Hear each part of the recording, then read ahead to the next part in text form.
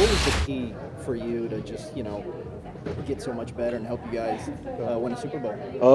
I mean, just being a student of the game. You know what I mean? Understanding the defense, understanding how Swartz, wants his cornerbacks to play within the scheme, and then also just knowing, what I failed on, my rookie year and what I get better on. Good, and there's going to be a good battle also this year, right? With Yeah. Sidney coming back and everything. How are you looking at that? Oh man, competition brings the best out of everybody. You know what I mean? Sidney is a really, really good player. He goes out here and competes every day. I mean, really, really smart guy. I mean, so as far as that goes, the competition level is very high in the cornerback room. The off season after you win a Super Bowl, it must be different.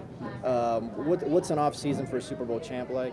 Uh, a lot of congratulations. You know what I mean? A lot of high fives, a lot of hugs, a lot of love for sure. But at the same time, once we had that ring ceremony, it was back to the grind. You know what I mean? Back to the basics and getting ready for next year.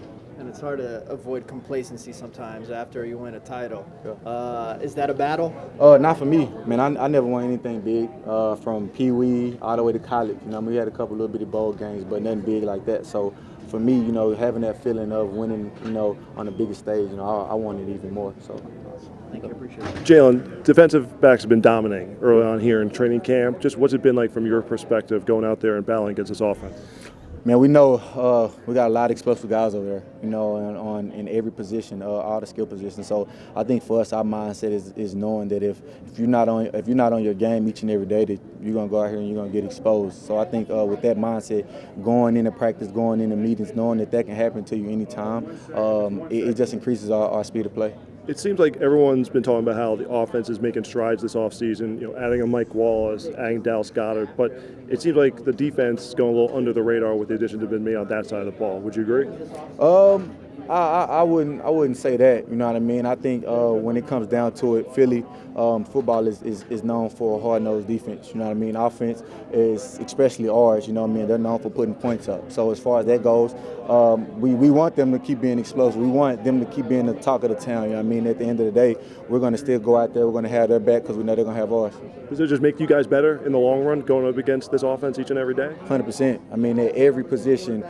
Both our quarterbacks, you know what I mean? All of our running backs, our receivers, our tight ends. I think, Zach may be the best tight end in the league, just me.